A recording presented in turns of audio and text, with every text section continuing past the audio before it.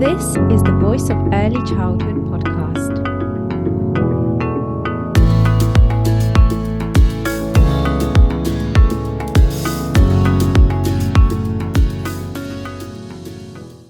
Hello everyone, we're now a few weeks into 2025 and today I'm welcoming Dr Jane Todd onto the podcast. Thank you very much, Jane, for joining and also for sponsoring this episode through the Little Coach House and Jane Todd Nursery Business Support. Thank you for having me. Yeah, it's brilliant to have you. So I'll just do a really quick introduction for all our listeners and viewers. So Jane is a qualified teacher, has a doctorate in education, owned nursery settings, music classes, a consultancy business and a resource company, and maybe even more things that I've not mentioned there. But this is why on this episode, I'm talking to Jane about navigating the realities of business ownership in the early years sector. So Jane, please tell us, how did you end up setting up so many businesses? What is your background and where did you even begin? Yes, well, it was never the plan. I don't think these things are, is it? Things evolve. Everyone's on a journey. So yes, I was a teacher, very happy teaching. I taught a lot of music because that was my speciality as well. And I suppose where things changed really was after I'd finished my doctorate and I was acting head at school and very heavily pregnant. So of course I went on maternity leave at that point, and all in my head I was returning to work. I'm probably a workaholic, really, and that was all what I was going to do. However, I think being on maternity leave and having a little person does change things, and my brain was whizzing, I think, with hours sitting whilst I was feeding little one and going off to mother and baby classes and talking to parents about how they were feeling about going back to work and putting their children into nurseries. And it was a new world for me, that. So I'd been a primary school teacher. My schools had nurseries at them. And I also started looking at nurseries for my own child. And there were quite a few things I saw that I was thinking, oh, I'm not sure how I feel about this. Yeah. I mean, I did find one that was absolutely lovely that he did go to, but I saw several that I just thought, and that worried me a little bit. And with education being something I'm so passionate about, of giving the children the best of what I did at school, you kind of very much realise how important it is to get the right start for children. And so, yes, I was on maternity leave and going to these classes, and it was actually music classes that got me thinking that how it worked for children where parents had to race back to work and they hadn't got that time to bond with the child through going to classes. And again, this just got me going. And I suppose I took a punt and I set up a music-based nursery, and the building I found was on an industrial estate. It wasn't necessarily, obviously, where to have a nursery, and I didn't have much cash and savings because I'd never planned to set up a business. So I think I set up my nursery on 10K. Wow, 10K that's impressive. Exactly. So what I did was I had two businesses, was what I started up with. Do Re Mi Musical Learning, where I ran the music classes. So started from mums and bumps and baby bonding right through for little ones, right through to those classes based on a Kodály approach. And then I was very aware for those parents who were going back to work and couldn't go to those classes with children, that those children didn't miss out. So that I was doing those classes within the nursery with the children too. So it was very busy because I was finishing at school at that time, still lecturing at the university, started the music classes while doing all the Ofsted registration process, converting a building. And so when we started, like you do with a nursery, often start small with relatively few children and grow and evolve. And it evolved from there. So for the first 5-6 years or so of running a nursery, I carried on running music classes alongside as the nursery grew and evolved. Wow, so there's a lot there. So firstly, I wanted to say, just quickly before I forget, what's the Kodály approach? I know you've mentioned it briefly in your article. Kodály is a form of teaching music where it's basically you teach it through singing and through children's inner ears, so they can very much hear to pitch, a bit like if you taught a child to read, you wouldn't just throw them a Harry Potter book straight up, you start at the beginning, and it's helping them to start hearing the different pitches and building it up. So it's done through singing, through the mother tongue of lots of song and rhyme. So it's really, really good for speech and language development, which was a really big thing at the time because obviously a lot of the Sure Start centres were closing, and there was a lot of funding for 2-year-olds where speech language wasn't quite what it should be. So I actually did quite a bit of work with the LEA, supporting childminders and other nursery settings with how to improve speech and language through a music-based approach as well. So it really helps children, and they enjoy it as well. It's based through lots of singing games and songs and rhymes and things. But the key thing with it is you have to be confident to use your voice. And as I discovered, a lot of practitioners aren't always confident to sing. They're worried about what their colleagues sing, what the children. So it was obviously doing a lot of training with my own staff and other staff about it's okay, you get in there like you do any other approach to early years. Don't see music as different. And but yes, so it was exciting time. But I did do a lot of training alongside, because I always felt that if you're doing something, you want to do it the best you can do. It's always best to keep up to date with current practice and training and new ideas and things. Yeah, for sure. And it sounds like it's really great that you had that USP, essentially, that unique selling point of your nursery. And only yesterday I was doing a webinar, and it was all about setting up your own business and just kind of the first initial steps around that. And people were asking questions of like, what can I do to make my business unique? And some of them wanted to set up nurseries. And also the question was about how much money do I need to set up a business? And it's like, well, how long is a piece of string? You know, every business is different. But also, even if you are saying, okay, a nursery, for instance, it depends on so many other things as well. And obviously the timing as well. So I also wanted to ask, do you feel like you perhaps opened your setting at the right time? Because you mentioned Sure Start centres were still around. Maybe there was a bit more funding, but... I mean, to be fair, it was hard. It was really, really hard work. And I think if it's one of those things, if I'd realised how hard it was, you might not actually do it. I mean, it was really long hours. I said we weren't cash rich. So it was our blood, sweat and tears. It was us painting walls. It was me being in ratio 8 till 6 when we doing opened. Everything. It was my husband who was DBS checked and a director as well, who would finish his day job as an engineer at Caterpillar, finish at 4 o'clock, so he'd start at 7 in the morning and come and help me do the last hour, so that it meant I could save money on staff for 1 hour, because that made a difference in the early days. And it was us, as I said, we'd got just the one child at that point who was 1, but it was our family life was at nursery. It was endless trips to IKEA and doing things, but we wanted to do it the best. And this was where, although I was a school background, I wasn't a nursery background. So I wasn't trying to do like every other nursery does. I was thinking, as a mum, as an educator, what do I want from my child? And therefore, what would I want for all children who come to my setting? So I was very much not trying to fit into a box, but trying to make the best decisions. You know, even when you're choosing your menu, employing staff, you're going a bit with your gut instinct as a mum as well as what's in front of you. So obviously years of experience in schools and senior management was incredibly valuable, but nothing prepared me for being a nursery owner, because it was such a steep learning curve, because you're trying to learn so much in one go. Because even when I was acting head at school, you've got governors, you've got other staff. So you suddenly realise how isolated you are as a nursery owner. The book lies with you. You have to get it right. So yes, there's how pretty the rooms look to parents, but there's so much you're learning about fire regulations and health and safety and HR and PR. You're suddenly trying to become a business owner instantly and do it well. You've got so much legal responsibility as well, and you want to enjoy it. So it was an awful lot in one go. And looking back, it was tough. It was really tough the first couple of years, because you're not making money and you're putting in all the hours under the sun, but you do have to be prepared to learn. You know that you've got that responsibility, and it's knowing when to ask for help and knowing where to go to find that help. And that's sometimes what I think can be hard for nursery owners.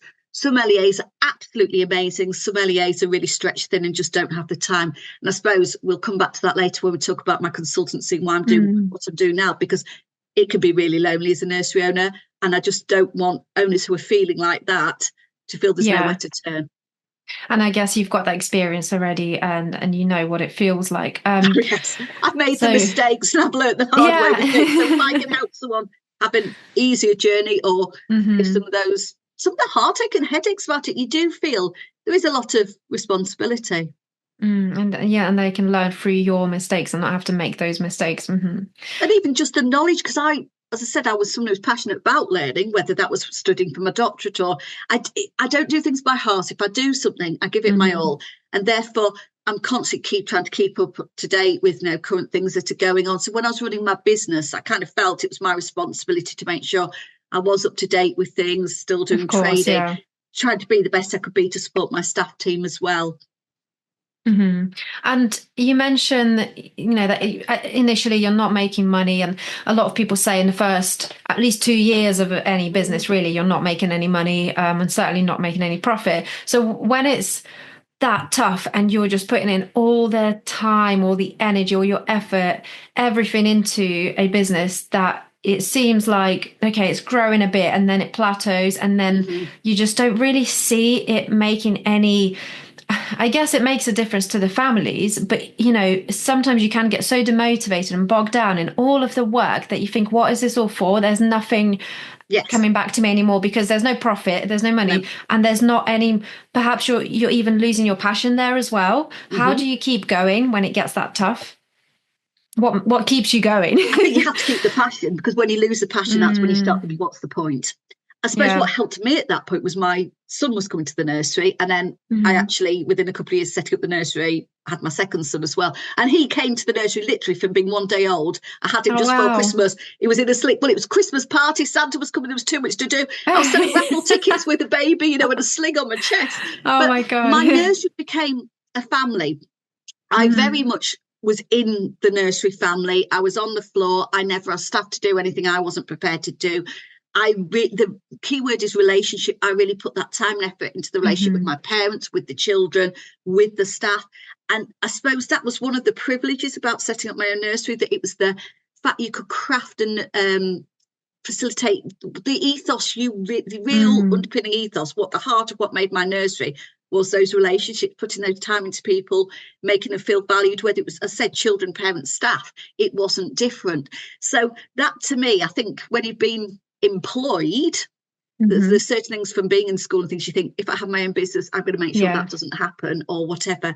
So I was very much passionate about seeing that it was a family, and that I wanted everyone to feel valued and their voice heard, etc. But yes, it was graft those first couple of years. So I think the fact that I felt that I was still laying foundation stones and grafting, it didn't feel like I never felt I lost hope. I never felt it was it was almost the start of the journey. I knew it was going to be tough. It's like you get set off on a hike. You need to make sure you're prepared. You need to make sure you're well equipped. You know it's going to be tough, and you have to stick in. So it wasn't unexpected. It was harder than I thought, but it wasn't unexpected. And as I said, I'm not a quitter. I don't just go, oh, it's hard, I'm going to stop. Yeah. Because it was hard, I knew it was because I was laying the foundation stones and wanted to do it properly. But for some people, as I said, it might be needing to know that there's other people they can reach out to. Yeah, that's really important, because you can't do everything on your own, and it can just get too much, and you're not the expert as much as you want to be, and sometimes have to be. You're not the expert in everything.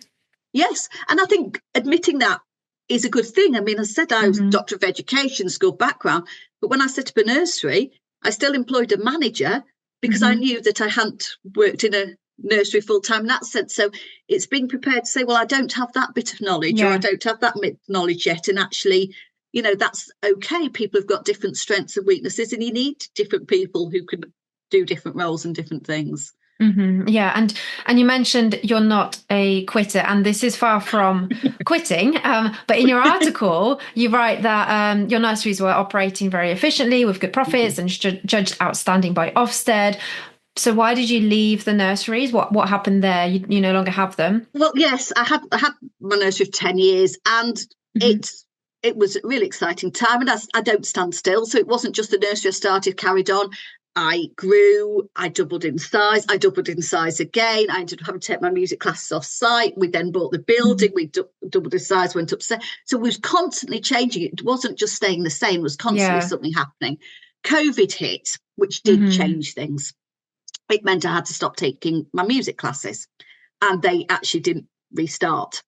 Also, it meant in COVID, I was having to working from home, so that my manager could be on site, so I could jump in if needed. Well, that was different for me, because up till COVID, I was in my nursery every day. I might not have been there 8 till 6 every day, but I was there every day. Yeah. And in my head, I couldn't be away from my nursery. But actually, COVID taught me, I'd spent 10 years putting those foundations in. That meant even if I wasn't physically there, it was still running in the way that I'd embedded it. I'd nurtured my manager in a way that she was, I didn't need to worry about what was happening. So although I'm someone who finds delegating hard, because I've just gradually been training up these staff and things, it was what I'd crafted. So it carried on. And then due to personal reasons, we ended up moving closer to family in COVID. And so I was travelling 2 hours each, well, not each day, but certainly at least once a week, if not more, up to the nursery and maybe staying over and doing a couple of days. And sometimes you just know when it's right, the timing's right. I'd got to outstanding, I'd given it my all, bought the building. It was, when you're really proud of what you've achieved and you think, well, actually, maybe it's now for someone else to carry on the next step of the journey. And my worry was practically, I have a family, I have 3 children. At that point, my son was 3, my youngest one. I was 2 hours away. My worry was if things changed at the nursery and I couldn't be on site every day if I needed to be. And it was just times and seasons, and things were a bit different with our family. And it felt like the right time. In the right time in my head, in my heart. I don't think it ever would have felt it. And I do miss it. There's so many times I miss it. But yes, practically, as a head decision, it was the right timing. And it's really difficult to make those decisions when you think you really don't want to part with it and you really don't want to leave or sell or whatever it is that you're doing, but you know that this is the right. It's almost like that gut feeling of like, I really don't want to, and I can't believe I'm doing this, but I know this is the right time or the right decision. And yes, it's just really difficult to make that decision. I guess it's almost thinking like what you said, it was in a good place and maybe this is the best, the best you could do with it, and you were at your peak as the owner. And as I said, I hadn't stayed still, so I'd got to that point. There was always something, and at that point, I didn't actually have anything in the pipeline. What I probably would have done, and if we hadn't moved, I'd have probably not sat back, but I'd have enjoyed it and kept nurturing like that. But I'd achieved so much. Yeah, but I often work with people being an early years consultant where it's the opposite, where it's a nursery owner who's going, "I'm desperate, I just need to get out." And that's almost harder because they've almost fallen out of love with their business. They want to escape. It's just, and selling's not always a quick process.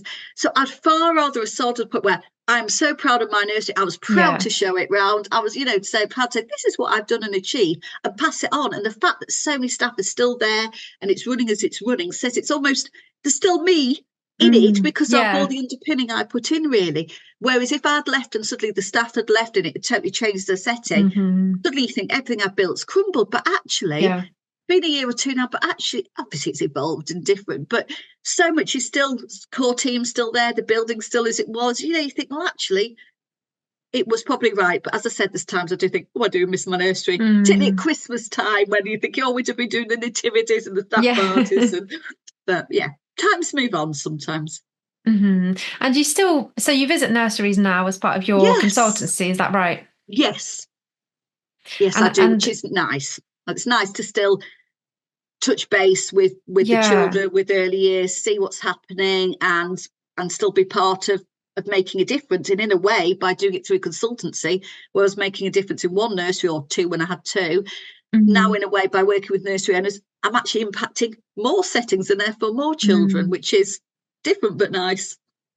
Yeah, definitely. And it's great to be able to see it in that way, because sometimes you do think, I've stepped away from working directly with families and children and even, your staff members and making that direct impact. And it's difficult when then you're a lot of the time perhaps sat in the office, I guess, which is very different to what you used to do when you'd be in numbers a lot, like you say. Is that a real challenge now? Hardest, if I'm honest. I'm at my desk so much, and although you're sort of by default making a difference down the chain, you do miss that direct. The relationship word again. It's nice to have a relationship with owners, but there's 1 or 2 nurseries I work with, a few through the team, but most of the time it is with the owners. So it is very much desk based and Zoom based and Teams based or occasional site visit. It is different, and that's why it's important to find opportunities still to interact, because it's very it is different, and I do miss that, just being able to open my office door and head out off into the nurseries. If sort of thing, if things got heavy and you've been doing too many emails, you'd open your door, end up interacting with the children, and actually gets everything back in perspective again. Yeah, that's true. Yeah, and then see the bigger picture and why you do what you do and how important it is. Whereas being self-employed now, where it's your team of 1, that's hard because you have to find that yourself, of whether it's step away from your desk, take the dogs for a walk, and it is different. It is very different. Yeah, for sure. I guess it takes so much getting used to. But yeah, it's really, really remembering the value that you add, and all those years of studying and work and experience that you've got behind you. And that kind of puts me onto that question, what you wrote in your article around not underselling yourself and your hourly rate, and kind of remembering that. So like for people that want to set up a consultancy business of their own, I guess this is really useful to think about that your, for instance, hourly rate is not just for that hour that you work, of that work that you're doing there and then. It's for all those years of experience that you have and you bring now. And I guess that's where it's really difficult, especially in early years, because we do find it difficult to charge money, and and profit is seen as a dirty word. So that's the real difficulty when you then step out of being employed, I guess, and you either set up your own business or you work for yourself as self-employed. So how do you find that currently? So obviously when I had the nursery, I was on a salary through the nursery. So when I started doing consultancy, it was more to help, because I'd learned so much and I wanted to help others. It was one of those things where I was not needing to do it for money. I was just doing it because, as I said, I do things. So it was sort of just helping other nursery owners, ones who were struggling. And then particularly through COVID, helping a lot with the furlough calculation and things. Then after COVID, lots of settings obviously facing closure, having lost money and things. And so I probably wasn't charging the value of what I was giving to settings. I mean, I would go in and spend a few hours or longer than a few hours for very little money and then save a business. Or there was one setting I can think of where a nursery owner was subbing. She was working herself to sub as one of her settings. And, she was losing 40,000 a year. And I went in and did work. And now, she's still there and making tens of thousands a year profit. But, it was a few £100s I'd charged. And so it was one of those things that it was the satisfaction of being able to help people, and it felt the right thing to do to be giving back, which was fine when I had the nursery because I was still being paid, so I could still put food on the table. The hard thing was post selling the nursery, the transition to what is a fair price to charge. I was very aware of settings that often the settings that need you are the settings that don't have the cash. But then it would be one of those things that someone could have, I don't know, a phone call with me for an hour, and I'd be able to help them totally transform their funding model. So instead of, say, where they were losing already break even on it, to making tens of thousands, yet they're paying me 50 quid for a 1 hour phone call. And I was having to think, I'm not actually making money through this. This is, I've got my insurances, I've got my overheads, and actually it's hard because it's what you said about, I think people who are in early years, you're in it because you're passionate about education. You're not in it going, oh, this is a way to make a fast buck. And it's hard because you've got that head and heart approach to it, but which you don't feel like, if you're teaching and you're paid a salary and it's good. I didn't feel it in the same way, but you do have to be realistic at the end of the day. I can only help people if I can afford to do it because I need to earn as I'm doing it.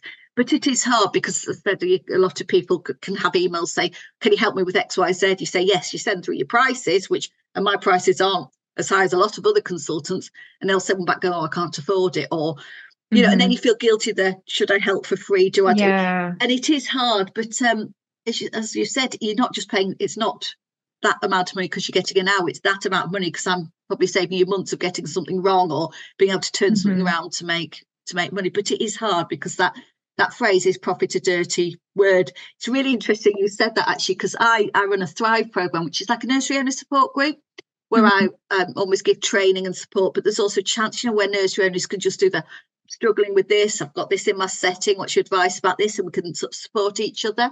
And I covered that in our last session. I said, what are your thoughts? And the way I turned it around was thinking specifically about nurseries is actually, as a nursery owner, you have a responsibility to make a profit, and you're actually being irresponsible if you don't, because you are responsible for the employment of X number of staff and you're responsible for the education of X number of children.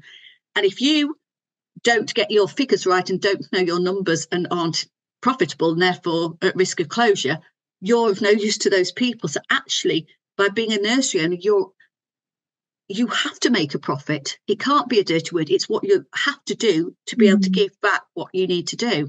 So it's almost changing how you see it, but it is easy to feel guilty. I mean, I think it's hard because there's times, probably all can think of examples where we know of maybe nursery owners who their money is the priority over the children. But I think for those who've got the heart in the right place and are doing it for the children, it would be irresponsible to go, oh, it's all about the children and not about money. Because if you're not being responsible and earning that money to keep it going, then yeah, so I can see it's a balance, but it's sometimes we have to change how we think about it. Yeah, definitely. That's a really good point, because if you're not making profit, you're just about then breaking even, and then there's a fine line. And if as soon as you're not breaking even, then you're in minus. So then that's it. So making that profit is that space, safe, and that's the huge space, thing. isn't That's it? why I work with settings on business audits, because so many owners, particularly who've been in the business for years, have always said, I'm not on top of my numbers, I'm not in it for the numbers, but it's always worked out. My funding comes in, my bills, my invoices from parents come in, my bills go out, I'm still okay, it's fine. Whereas in the last 2 or 3 years, that approach doesn't work, because sometimes they're close to the mark than they realise they are. Then all you need is minimum wage going up or a large bill coming in, and oh, whoops, we're in a pickle. So they're having to think in a different way that they didn't have to think, because at the end it used to be, oh, it just comes out in the wash and it's all okay. Now they need to make sure they know their numbers to be able to say with confidence, yes, it is okay. I know at the end of every month I make £2,000 profit, or there's £2,000 in the kitty, whatever it is. Therefore, if something happens, I know what I've got to play with.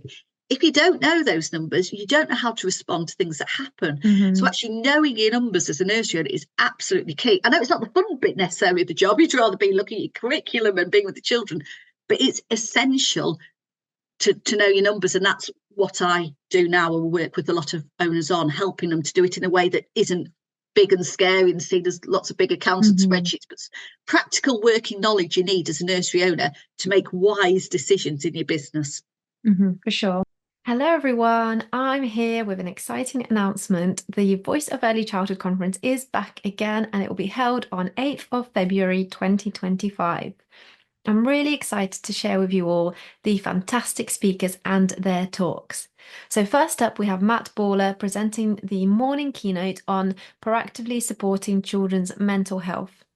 Then we have 3 workshops for you to choose from out of a choice of 9 different topics and a variety of speakers. So on the leadership strand, we have Yinka Ognusi, cultivating a critical approach, targeting social justice and anti-racism. We also have Claudia Cicera and Stuart Cloak, recruiting a diverse workforce and investing in staff retention. And we have Wendy Ratcliffe, what to expect on your inspection day. And then we have our practice and parents strand. We have Dr. Sue Allingham speaking on a neuroscientific lens on the learning environment. We also have Stephanie Warrender, early literacy through song drawing. And we have Olivia Corbin-Phillip, using stories to build confidence and improve RSC. We then have our final strand, which is practice focused. From Charmaine Leach, we've got Inclusive Beginnings, Nurturing Every Child with SEND.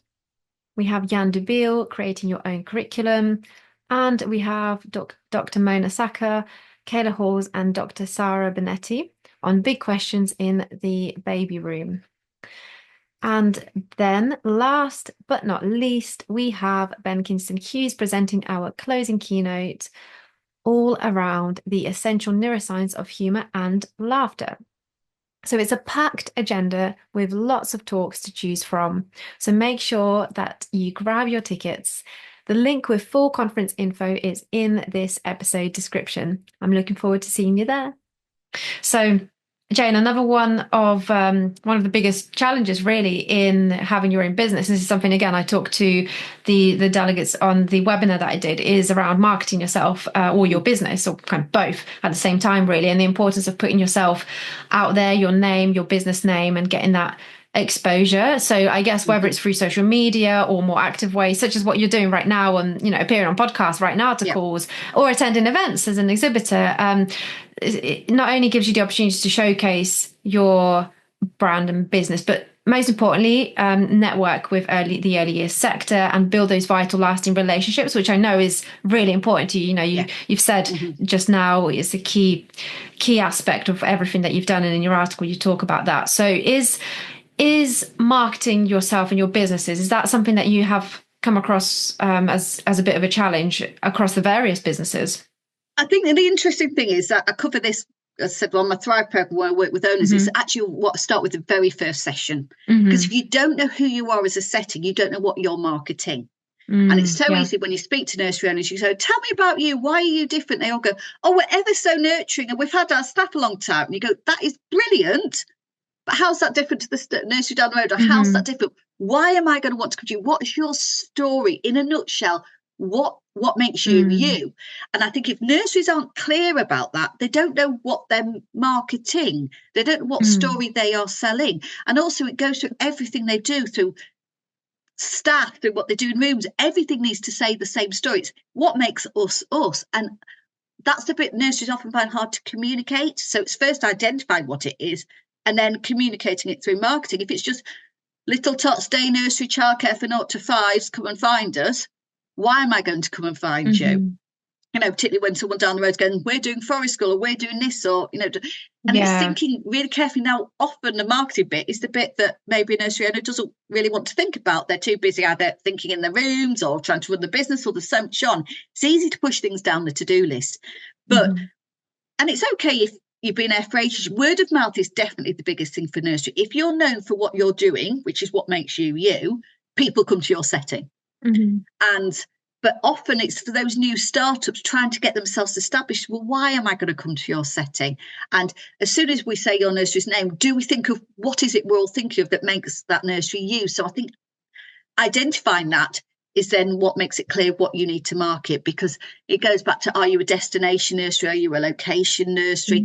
What is it that people are coming? And then what is the right channel for you? Where are the parents? What parents are you trying to reach? If you're a location nursery and people just come to you because you're at the end of the road, there's no point sort of making a big deal advertising wider for something else. It's knowing who your both your target market is and really who the demographic of those coming is, but making sure they're clear on the story you're saying, so that why they're coming to you is because they want to come to you. They've chosen you because of what you're doing.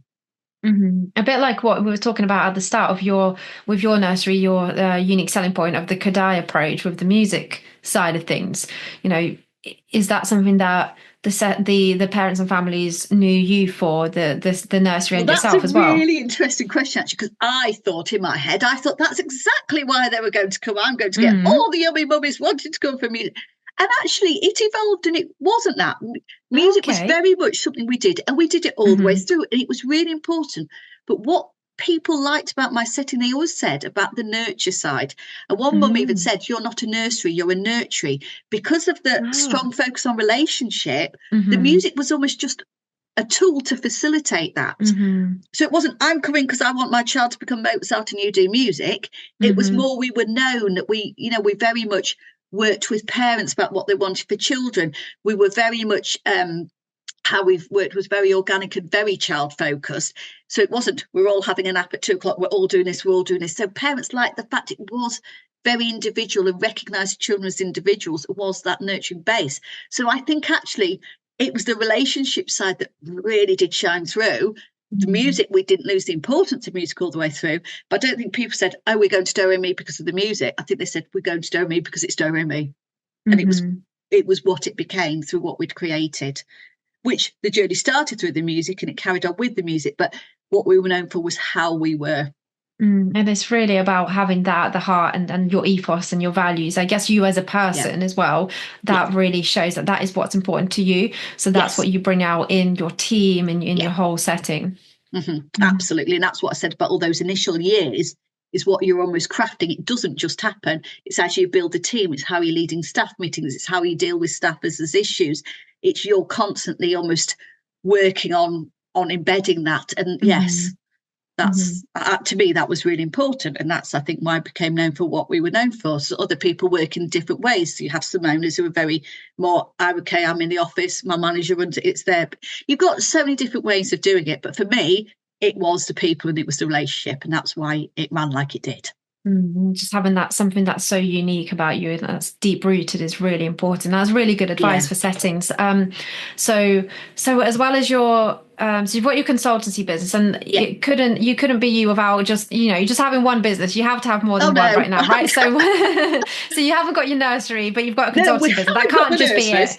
Although I have looked several times at taking on another and had offers in, looked at other things, but it hasn't been the right thing. It's not come together. But no, what my husband and I, because my husband, when we moved, he became a stay-at-home dad with my youngest while I still was travelling the 2 hours to my nursery to allow me to do it.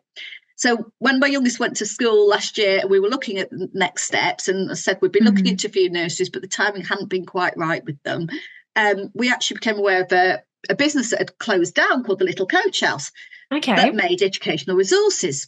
Now, the irony here is that I had never heard of them when I was a nursery owner, because I would have probably had them in my nursery, but I'd never heard of them. And so my husband was also, as I said, he'd been an engineer for years. He hadn't been working for a couple of years being a stay-at-home dad. He's quite an introvert as well, and he loves wood and nature. And so we'd been thinking about forest school training and all sorts. And he said, actually, I'd really enjoy, because it's making wooden learning resources, mindfulness resources from solid beechwood. Oh, okay. So this is a total, in my head, it felt like there was a lot of synergy with what we'd done. In actual fact, the reality has been it's been another steep learning curve. And if anything, I think the nurseries have been easier, but yes, it means that we're involved in it together. So he's making the resources, and I've had to learn the whole world of online marketing, online retail, SEO, Facebook. I'd never even had an Instagram account until I took on a page that had 34,000 followers who had to keep happy. So steep learning curves continued, and it has made me appreciate that when I thought there were challenges in running a nursery, it's very easy to become insular and think nurseries are hard. Nurseries are hard, but so's any business you own. And so it's been good to learn new skills that were through, you don't have to deal with that as a nursery, for example. But there's also been a lot of things that aren't people-based. I've said a lot of computer-based stuff to this, which I don't find quite the same as people-based work. Because it's not about relationships then, is it? It's completely different. It's not what you love. I've missed. What I do like is when I get to go to conferences and exhibitions and seeing the joy when people go, oh, wow, I love your products, because they just want to come and touch them. And you think if adults want to come and touch and feel a product, then because the beechwood is beautiful and all the sensory side to it, you think, well, if an adult wants to come and touch, what's a child want to do? Children aren't different to adults. They want to touch. And so that's where the bit I find life-giving, when it's the interactions with the people, when I'm in a setting and seeing them using the products, or you see people go, oh, that would be ideal for my setting. I can picture how that could be used. So that's the bit I really enjoy, getting out to conferences and exhibitions and connecting with nursery owners and childminds. People say, I can really see how these products would help the children, and they're beautiful. They'll last a lifetime. We're very aware of the eco side as well. It's not plastic. It's all locally sourced timber. It's made in the family workshop. So with packaging, there's no plastic inside. So we're very aware of trying to make sure, I think, because they're solid wood looked after in a nursery, they'll last for ages. So it's that having something beautiful and quality and nice to use and work with in a setting that is a nice side of it, but it is very different, which is why it's still nice to have my hand in as well, doing the consultancy and still working with nursery owners and settings. But so I'm sort of doing two sides of early years, but the bit in the middle, I don't actually have a nursery at the moment. Yeah, that's really interesting. But then again, when you said about the Little Coach House and having that sustainability focus, that in itself, again, is that unique selling point, that focus, that ethos. That's the difference, what you were saying about nurseries, and what is it that you do that's different? What is it that people think of? And actually, this isn't just another resource company. This has its specific focus as well. And that's the thing, and that's the hard thing, a bit like what you said about nurseries and marketing. Getting yourself out there in a crowded marketplace, it's too easy to go onto Temu or Amazon, order something that's coming from China that's been mass produced in a factory and it's cheap. Whereas my husband's making some solid beechwood from scratch, handcrafting them. They're all got natural osmo oil on, so they're safe for children. They're all UKCA tested, CE tested, so they meet all the regulations. But on a price point, we can't beat what's been imported from China. So it depends whether people are going, I don't have the money, I can't afford this, or actually go, we'd rather have something locally sourced that's been designed by an early years teacher that's done. So, at the end of the day, you can't guarantee who will not appreciate them, but who your market is. But we've had to be clear about what we are and what we're trying to be. It is handcrafted. It is, made in the UK. It is, we're thinking about the eco side of it, which, and the longevity of the products for use as well. Mm-hmm. And for settings, there is an element of saving money there, and it's an investment. It's a lot of money now, for example, compared to buying something from another country, and that's quite delivered fast and it's cheap, but actually it's less likely to break sooner. So it is, investing into the future, and it's difficult to see that if you're a small business, we're not actually VAT registered, so we haven't got VAT to go. So it's not like when you get your nursery catalogues out and you pick everything, and then you want 20% because you've got to pay the VAT, which we can't go back. Because we're a small business, there isn't actually the VAT on top of our prices at the moment. So, to some settings, when you see what we're getting, when I think what I used to pay as a nursery owner on some resources, I actually think it's very good value to get something that's solid for each will last. But I think sometimes it's awareness. As I said, when I was a nursery owner and had been for 10 years, I'd never heard of the company. The hard thing is we're a small company trying to get known when you're dealing with, they're absolutely amazing, the big boys, aren't they? But, they've got so much more to spend on marketing. Their SEO will always be massive companies. Yeah. We're at that thing where we're in between. We're not just, a one-man band, but we're trying to get seen in the marketplace, and that's tough. So I think the hard thing is a lot of nurseries don't know we exist to look us up. Yeah, and well, that brings us on to kind of the final part of for all those who are listening and watching, you have the opportunity to meet Jane in person and find out more about her work and her businesses and ask questions and actually come and touch the resources and feel them and see them in real life at the Voice of Early Childhood conference, which is actually happening in a few weeks now, so on the 8th of February. Jane, it's really great that you're going to be there, because like you were saying, it is one thing seeing resources in a catalogue online or someone talking to you about it, but it's completely different when you get to see it in person, touch it, feel it, and think, the children are going to love this. And I know this from my resource background as well. I used to work for TTS as their first editor, and that was very much all about supporting practitioners in using the resources in educational ways. And I guess that's kind of like what you do here as all of your educational background. And it's not just buy these resources. Well, there's that element of it, but actually, why are we buying them? How can we use them? What's the importance of this? So then seeing resources face to face and actually trying them out is completely different to seeing them online. What size they are. How many times as a nursery owner did I order something for catalogue? Got so excited. The box you think it's massive. Go, oh. And it's like this small. That's a really good point. Yeah. Well, only because it happens so many times with different things where I start to get to point saying to staff, if you order anything, please check the size. That's such a good point. Yeah. So that's a massive benefit of actually seeing what you're buying for real and being able to touch it. Yeah, for sure. So for everyone who's listening and watching, do grab your tickets to the conference. The sales will be ending soon, so you better hurry up and get those tickets, because there's lots of other exhibitors as well. Not so many resource ones, actually. I can't think off the top of my head. Good, it means it's really great for you then. I'm just thinking I might have missed anyone out. Maybe there's a few more people that are still kind of umming and ahhing, but we'll see. And also thinking about the different talks as well, there might be some talks going on that you think actually these resources could really lend themselves to supporting children's mental health or well-being through the use of the resources. So it's not just that we just put it out there and the children just play with them. Actually, it's thinking about how do we make the best use of the resources, how do we interact, and it's all that learning that comes hand in hand.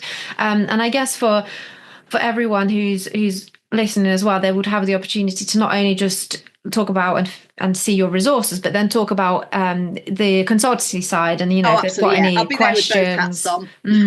All the hats. I'm there with both hats on. So early years we still talk about the consultancy and the support side of running business, particularly with everything going on at the moment with funding models and all that sort of thing.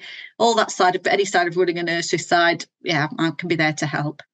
Fantastic. Yeah. Well, thank you, Jane, so much for being on the podcast episode. And like I said at the start as well, for sponsoring with both your hats on. Yes. And it's going to be great to actually see you in person in a few weeks. And then again, for everyone who's listening, watching, Jane's article is also on our website, where you'll find links to her work, and find out more about what she does. And the link is in this episode description. So yeah, everything is there if you want to find out more. And I think that's everything. It's been a long episode of lots of things covered. I feel like we both had to talk really fast because we had so much to cover, which is great. Sorry. No, it's great that you do have so many hats. You've got so much to contribute, which is fantastic. So yeah, once again, thank you very much for coming on, and we'll see you in a few weeks. Brilliant. Take care. Bye for now. Bye.